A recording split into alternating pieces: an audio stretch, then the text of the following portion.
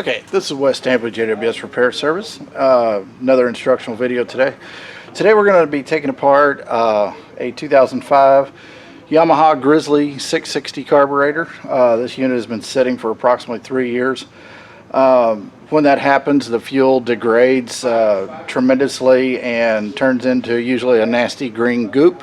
And we're going to see that for the first time together. So to start the disassembly, obviously you have to remove it from the machine.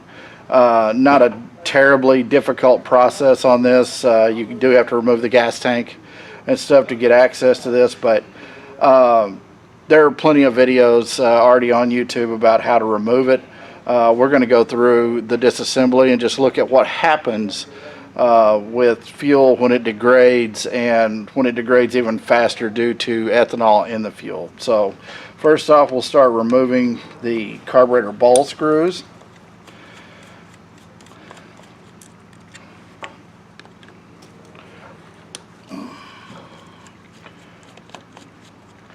This is your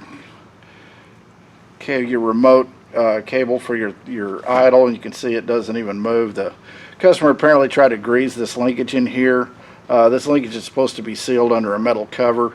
That was on there, but the cover was bent, so it wasn't actually sealing properly. But we straightened the cover, so when we put it back on there, it'll work. Also, these cables, because it is a spring, it tends to get unflexible or inflexible. So I'm going to spray some penetrant lubricant on it, and this is one that I've shown you many times before that we get from our major supplier, and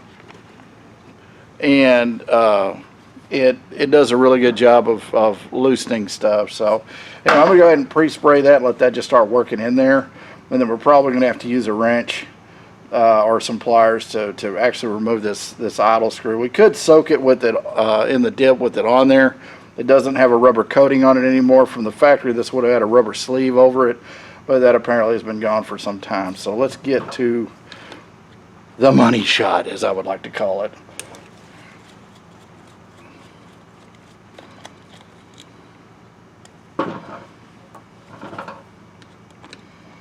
Now, we will be using a Quad Boss carburetor kit on this, again, as I always use, unless I'm using a all balls kit. Yeah, there you go. There's some green goop in there. I wish this was smell-o-vision, because this really smells terrible in here. I'm glad you can't smell this, because it's awful. But anyway, you can see there's even visible rust on some of the screws in here. The kit will come with new hardware, so we don't have to really worry about that too much. We're going to pull the... Oh, that is tight. Let me get a little bit longer one here. That does not want to come out. And we don't care if we damage the screw, but we definitely don't want to break that screw off in there, because then we're going to have the problem of trying to drill it out of the body of the carburetor. But yeah, we've got a very stuck float valve. This should just pull out freely, but there is a little clip here that actually holds the float valve to the tab on the float itself. That should come out, but the float valve itself is stuck in there pretty hard. So I'm going to prevent breaking the float. I'm going to push that clip back off of the float, the tab on the float, and then just remove the float like that. Now let's just grab some pliers here and give this a little yank, and we'll just remove this valve, and we'll see how clogged it really is. Yeah, that's pretty bad right there. You can see all that goop that's on there, but this valve was completely stuck, so there was no way that fuel could enter the carburetor for it to run anyway. Okay, now we'll remove the seat. The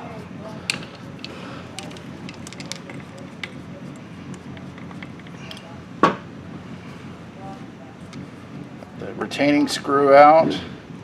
Give this a twist to loosen the O-ring. and there is the seat out of there.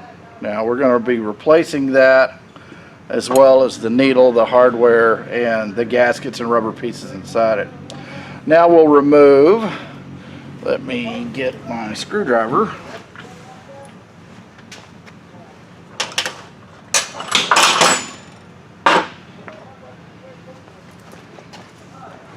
I left my screwdriver over there.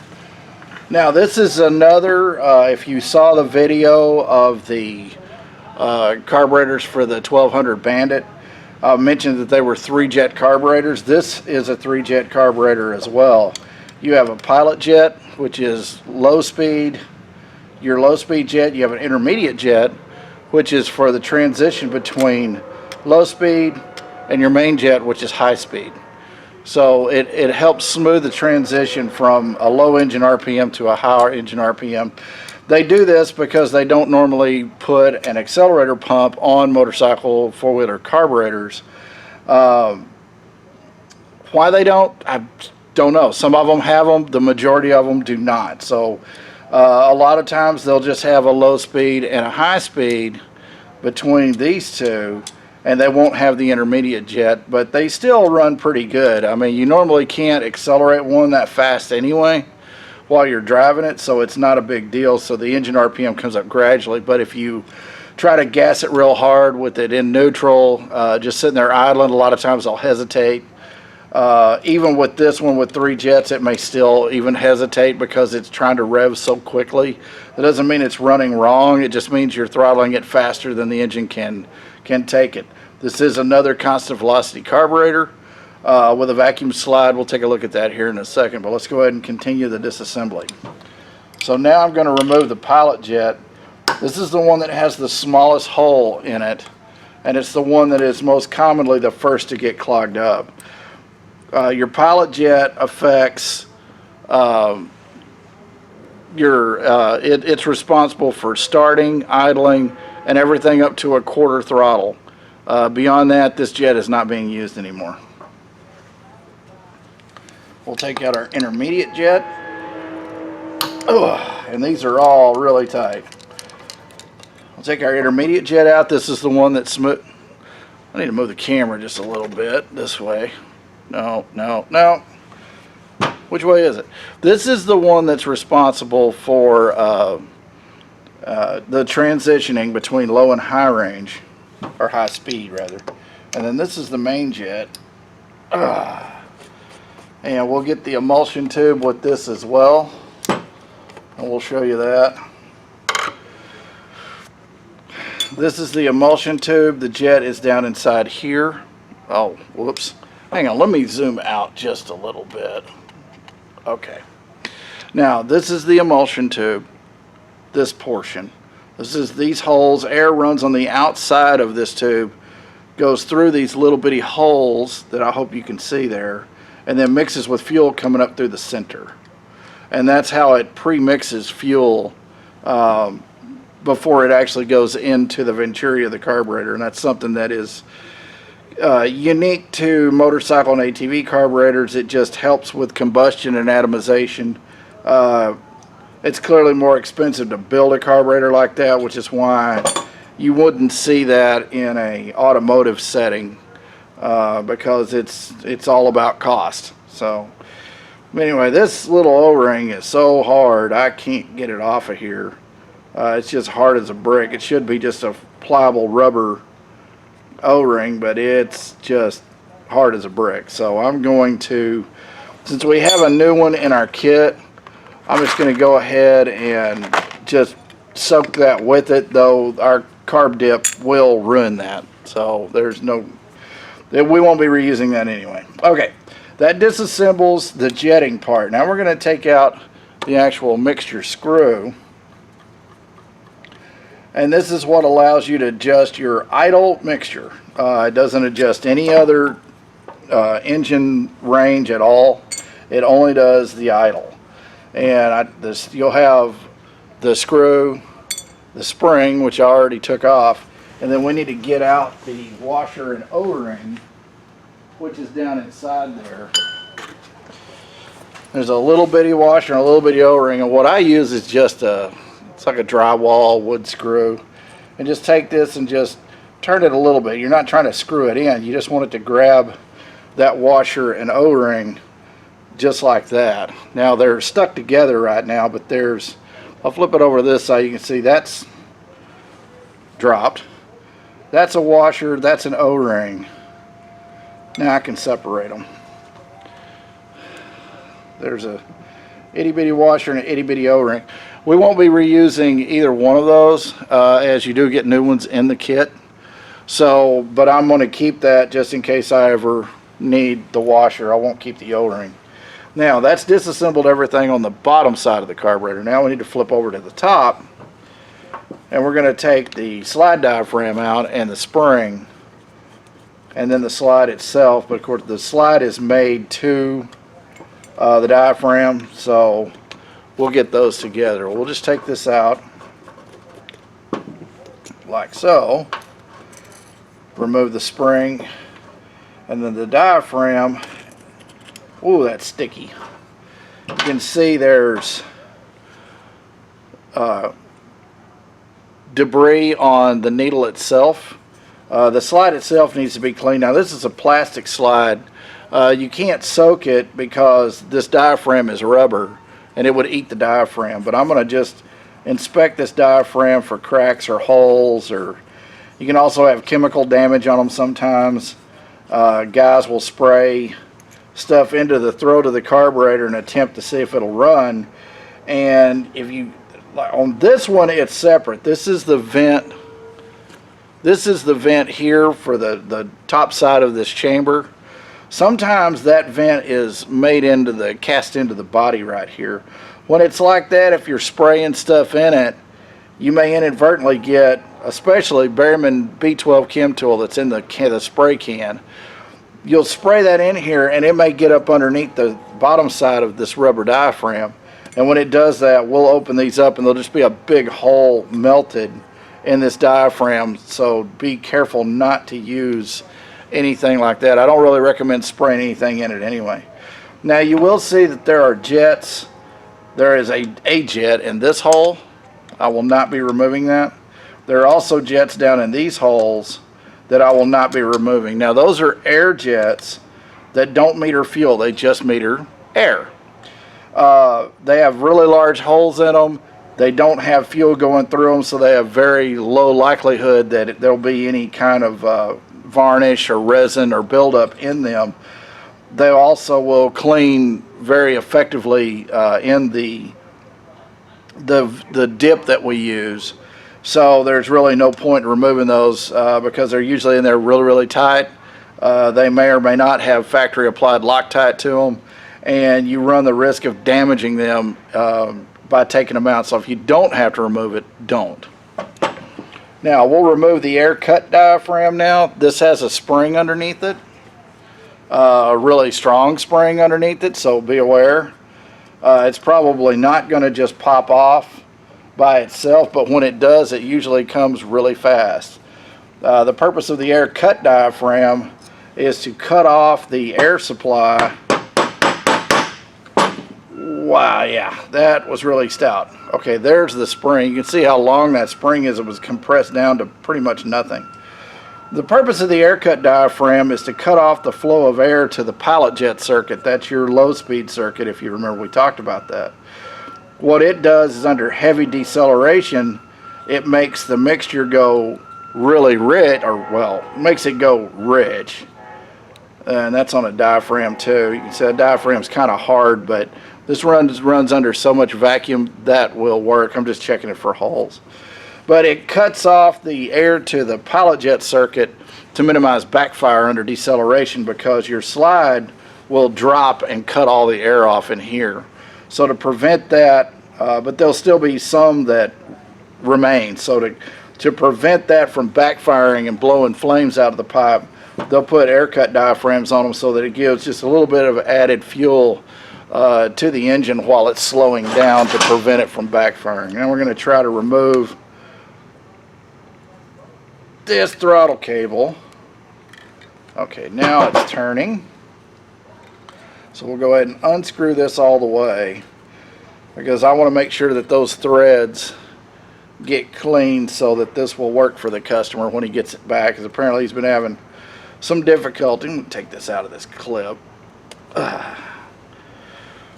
He's been having some difficulty being able to adjust the idle on it, but he had it idled really high, and that's typical what we see when you get one that the pilot jet is stopped up on, because it is responsible for starting, idling, and everything up to a quarter throttle.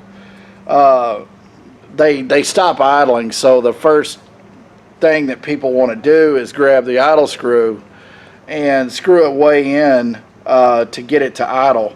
Well, what they're actually causing it to do is they're opening this butterfly enough to where the intermediate jet starts supplying fuel, and even the slide may actually raise some and start pulling fuel from the main jet.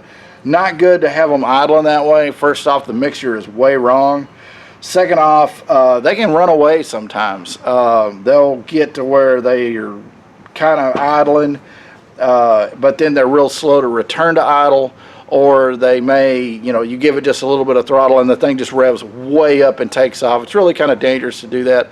I don't recommend, if it won't idle, don't screw the idle screw in until it bottoms out trying to make it idle. There's something wrong with it and it needs to be repaired. All right, I'm going to take these items and go put these in the vat and soak them out real good. I'm going to clean this cover too, just so it looks prettier. And we'll be back for the reassembly. Okay, we're back. I've got the carburetor out of the dip. I've got it washed and blown off, and you can see it's very clean on the inside, but not necessarily on the outside. But a lot of the mud and stuff that guys ride through, it stained the raw aluminum. There's not a whole lot you can do about that. We're going to go ahead and start our rebuilding. Here's my Quad Boss kit. You can see it's manufactured by Quad Boss. Complete kit. Comes with all the hardware, all the pieces that you need. It's a much more complete kit than other stuff that you'll see out there. I really like them because they do come with everything. So that's always a benefit.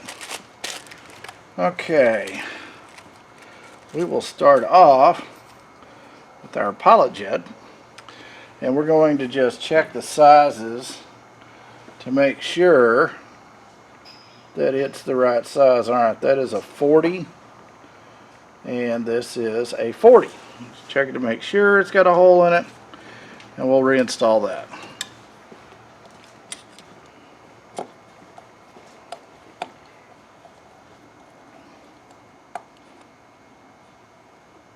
Okay, we want to snug that down, but you don't want to just go crazy on it and destroy it.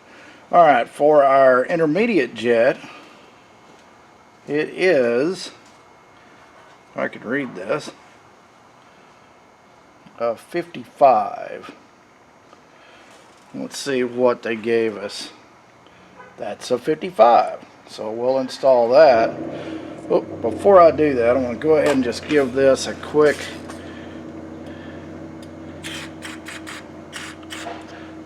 little shot of brake cleaner there. I'm just using, this is what we use all the time. It's a Maxima product. We get it from our main supplier as well as the Carb kits. But it's a fast drying, non-chlorinated cleaner that doesn't leave a film on anything, so it's very good for cleaning stuff. And now, even though this O-ring was soaked in the vat for a couple of hours, it is still so hard I can barely get it off of there, but I did finally get it removed, but we're not reusing that anyway. Alright, now we'll take a piece of double-aught sandpaper, steel wool, available at Walmart, just the 00 size in the craft section. We're going to just polish this emulsion tube. You don't necessarily have to. I always do, just because I want to make sure that there's nothing restricting the flow of air on the outside of this emulsion tube before it can mix with the fuel that comes up the center. Now we're going to use the box end of that. We're going to remove this main jet now.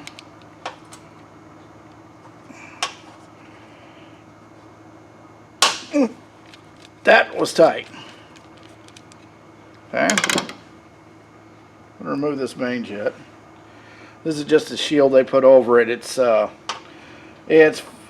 call it an anti-cavitation shield. Basically, it's for trying to keep the fuel from making bubbles and stuff, and it pulling up vapor instead of liquid fuel, which is what you want. All right, this main jet is some size I can't read. Oh, that says, good grief. Is it, well, what size does this one say it is?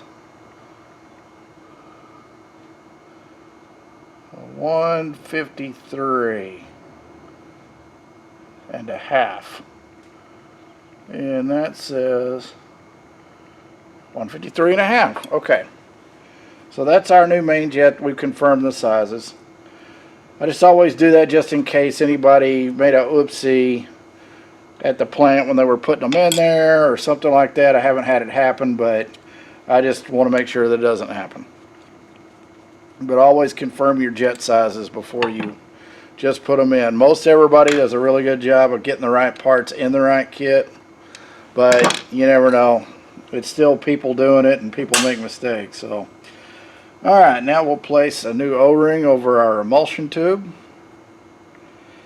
and just like that, we'll confirm that our nozzle is still in there. When I say nozzle, I'm talking about this part that extends into the throat of the carburetor. You can just see it standing up there. That is removable. It will fall out. You don't normally have to take it out, but sometimes these will be really loose in there and they'll just fall out when you least expect it. You go put your emulsion tube back in, it bottoms out too far, you can get it stuck or break it.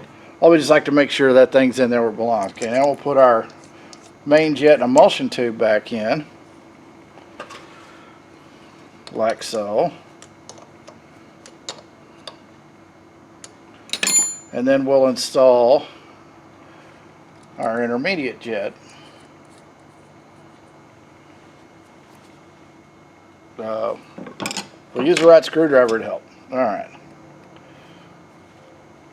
Okay, that's in there. Now we'll put the float valve in. And you can see there's the spring. I don't know why it's in that bag, but we'll put the new seat in there. You'll see it looks just like the old one, except it's not nasty and crappy. So we'll put that in there. Push that down. Now we want to turn this for one of these flats. It's going to be in line with this little hole here, because we're going to use our new screw, and we're going to place that there to hold that seat in. Just like that. Now the seat is installed. Now we'll take our new float valve, put the clip over the tab on the float, just like that. Then we'll slide that in there where it belongs and put our float pin in, just like that. And none of those are the screw that I want. Those are too big, so, well, bummer. Well, it looks like they actually didn't give us all of the hardware this time. They gave us screws for the bottom and screws for the top, but no screw for the see, it's like I said, people do it and everybody makes mistakes. So we'll clean this thing up.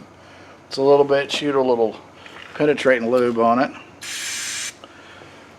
so we can hopefully get this to go in and tighten up properly.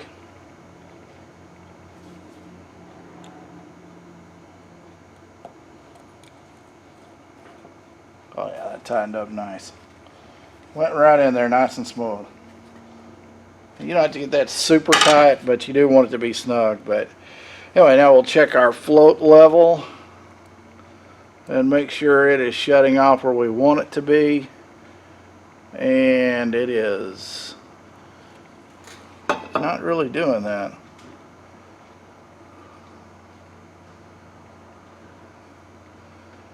Well, I can barely see that.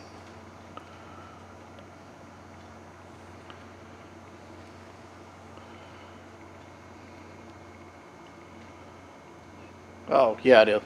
What you want is for the float, this line on the float to be parallel with this line on the bowl. And you want your float valve to shut when the float is at this level. And let me make sure you can see that. Where the float is at this level. So you want to make sure that it's the float valve stops moving, then you'll see it start depressing the pin that's in the middle of the float valve. It's a little tough to see on this one, but it actually is working the way it's supposed to. So that level is correct. Usually don't have to adjust them unless somebody has messed with it. Put our new bowl gasket in. Now from the factory, these bowl gaskets are bonded or glued into the bowl. I typically don't like to do that unless I just absolutely have to. But in the aftermarket kits, they typically make them a bit oversized so they will stay in there without gluing. Excuse me. And that way you don't have to put something on there, run the risk of, if you use silicone or something like that, or the risk of it ended up getting inside the bowl, which can get it into places you don't want it to be. Now we're going to put our new screws in for this, and then one of them is going to have our holder for our idle adjust cable. I believe it's going to be this one right here, but we're going to confirm that here in just a moment. Go ahead and tighten these up.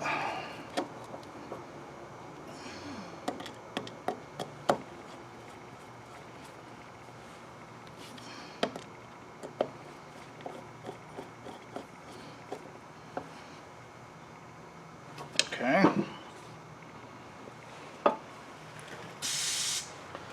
Spray those threads with just a little bit of penetrating lube, just to make sure it'll screw in freely now. So I'm sure the customer will like that. And we're just going to screw it in until it just barely touches this arm for the throttle butterfly. We don't want it to idle very high. It surprisingly doesn't open very far, so you don't want it very far. And we can adjust that once it's running and get it just to the idle speed we want. So I'm just going to barely give it just a little bit there to give it some kind of preset on it. Then we're going to take this, put it back in our cable. If I can get this washer to slide back.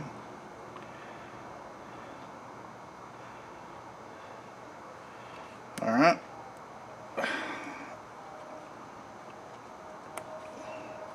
Whoops. I knew you were going to do that. Trying to get it behind that washer where it belongs, and it decided to jump back where it wanted to be.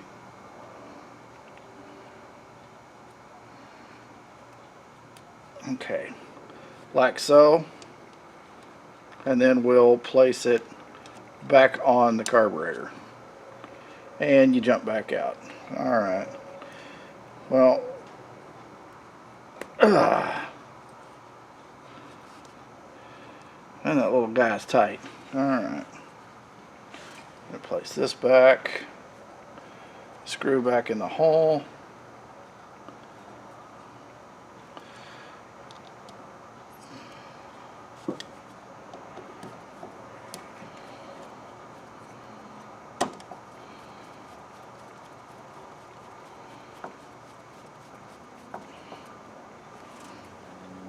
Okay, now those are good and snug.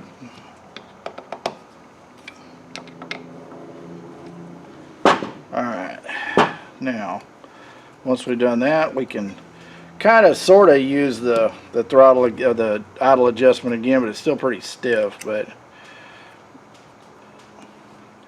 that's about as good as it's going to get without replacing it with a new one. You don't actually have to use it anyway, but I mean, you need to use it to adjust the idle, obviously, but if it pops out of here because it's so stiff, it's okay. You can just pop it back in, use it like a holder. Okay, now we're going to make our fuel screw up. This will be our idle mixture adjustment. And if I can get this little bitty bag open, it's got a new washer and an O-ring in it. The clip is for that slide needle. We'll replace that here in a second. But there's the new O-ring and the washer. And the order is the screw, the spring, the little washer, and then the O-ring. And the washer is to prevent the spring from digging into the O-ring. And I hate it when that happens, because when we get those in that have been installed incorrectly, it's really, really hard to get that screw out because it just bites into that O-ring and it won't come back out. Also makes them incredibly difficult to adjust. Now, the standard factory preset on this is 5 half turns or 2.5 total turns. So what we're going to do is do 5 half turns because it's easier to make sure you're doing it right. So I've lightly bottomed the screw. So we're going to go half, 1, 1.5, 2, 2.5. Or you can just count to 5. You get the same thing either way. Alright, now we'll put our air cut diaphragm back in. Just going to kind of look at it, clean a little of the dust off of it, put that back on. And this little spring that can hold up a freaking garage door. These springs are really tight, so when you go to put these in, make sure you got it real good, that you're holding on to it, because it will jump and it'll hit the ceiling. Alright, we're going to put our screws back in for that. They did not give us new screws for this, but that doesn't really surprise me.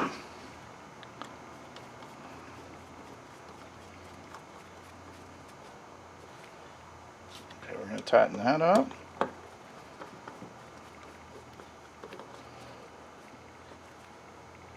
Okay, now our air cut diaphragm is reinstalled. Now, if we want to replace the slide needle, if you can see down in here, let me see if I can move that just a little bit where you can see in there. Zoom in.